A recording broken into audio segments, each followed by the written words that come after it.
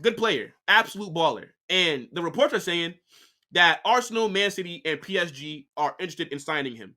But Newcastle hope that the midfielder will stay with them and he will reject these clubs, which I think would be idiotic to do if you are Bruno, because I don't know what the hell's going on with Newcastle at the moment. This was a team that came top 4 last season, was in the Champions League this year, and they've just fallen off a cliff. They're like a mid-table side now. And I think they run a huge risk of losing their big players if they don't go out there and make some noise in the transfer window this summer. Because if you're Bruno Guimarães, you're 26 years old, you're playing at Newcastle, you're sitting with what? Anywhere from 7th to 10th, probably going to be in the Conference League at best next season. Why would you reject PSG? Why would you reject Arsenal? Why would you reject Man City? Now, out of these 3 clubs, I think PSG and Man City have the best chances of getting him.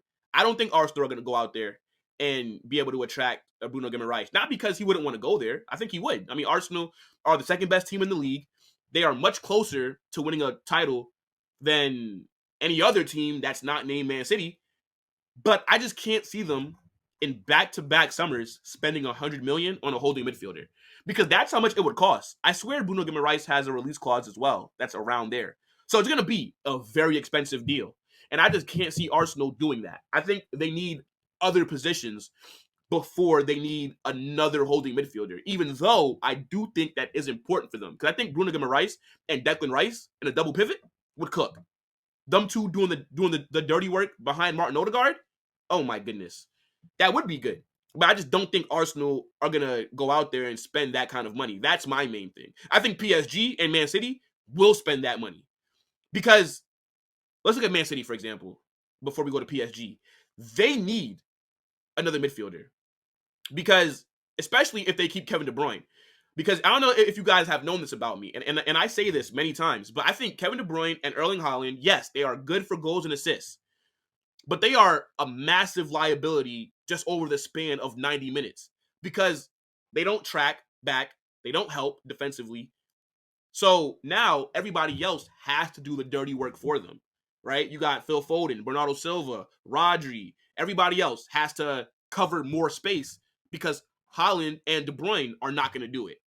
Now, I don't think Man City's midfield is as strong as it's been in the past, right? You lose Gundo.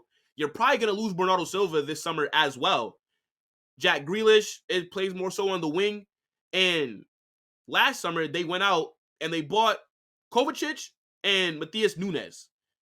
Kovacic is a decent player.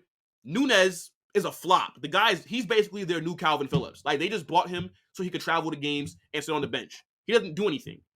I think they only signed him because they didn't end up getting Lucas Paqueta last season because when they were about to sign Paqueta, the FA came out and said that they were going to charge him something about gambling. So City pulled out the deal because they thought maybe he might get banned, which makes sense.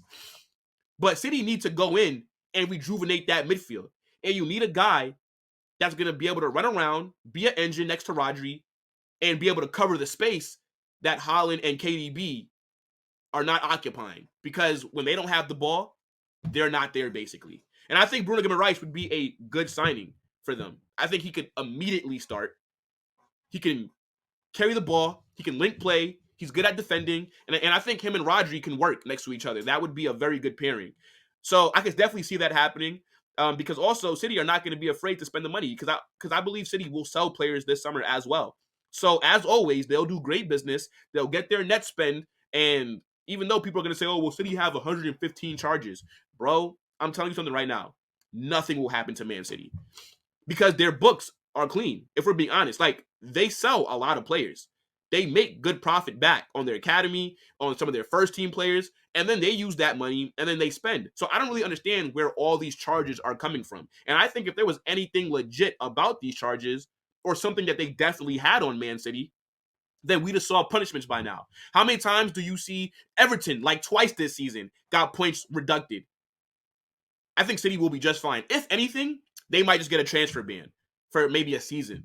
But people are acting like City are going to get stripped of their titles and they're going to get sent down to the championship and all this other nonsense. No, City will be here. City will be just fine. Trust me.